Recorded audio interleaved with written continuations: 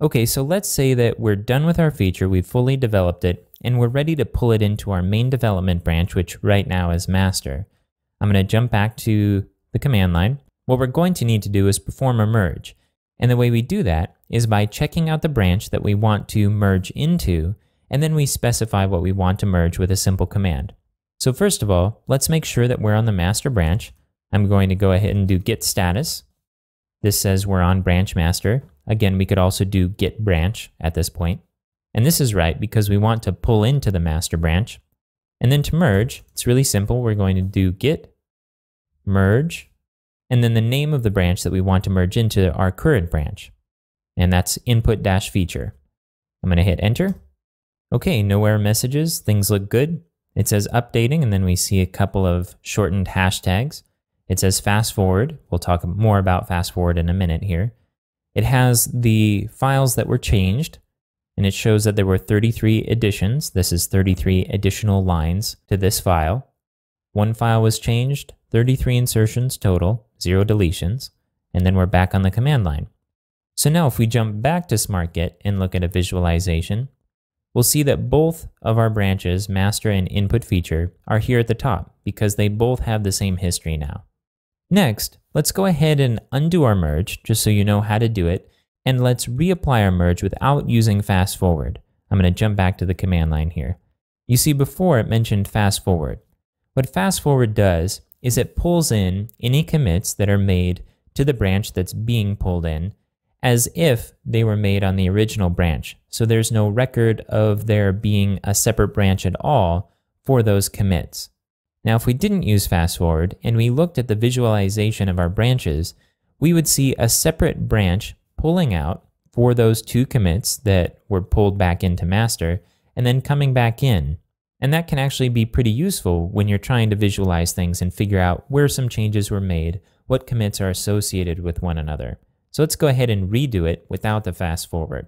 Our first step is to undo our merge, and we're going to do so using a command we saw earlier for undoing a commit and rewriting history to erase that commit altogether, which is the reset hard command.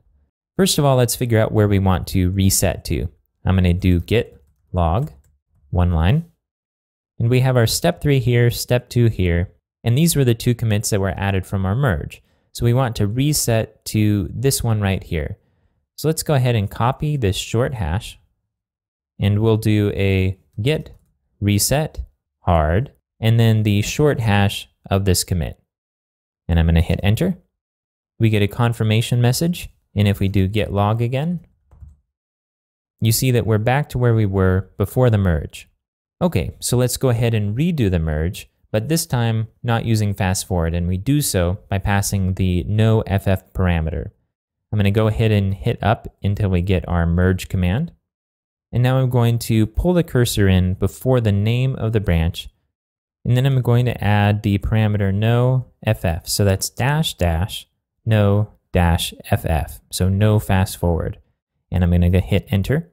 Okay, and we see a similar message here from our previous merge, but this time it says merge made by recursive instead of fast forward, like it did up here.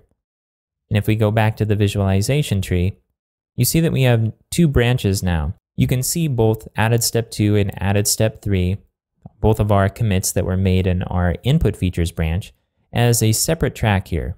Now the way that SmartGit displays these is a little bit unique because it actually moves the location of the master track over to this track.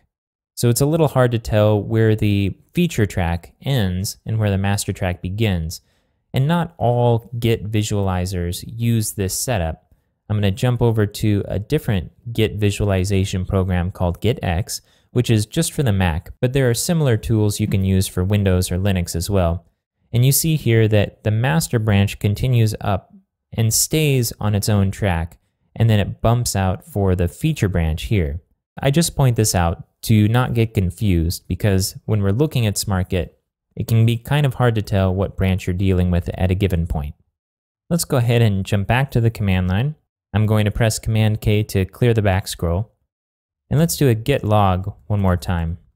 Now before, when we did a fast forward merge, we saw our 2 commits from our other branch pulled in. But with this one, we have an additional commit, which is actually an empty commit that just has a message, merge branch input feature. So passing that no fast forward parameter also gives us this free message so we can see exactly where merges were made in our history.